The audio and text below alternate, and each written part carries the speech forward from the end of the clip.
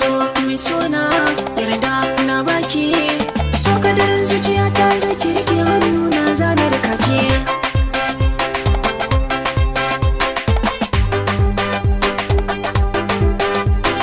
So kadar zuciya ta da shi ne riko, na ki saki tun da shi ne idan duniya.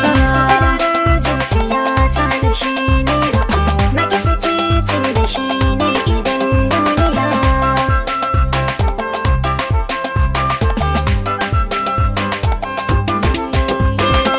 Abinda zuciya ka so ka fata ke bibiya, daga alama tsakani. So ya samu gwarzo mai jura tafiya, da baya shiri da rauni.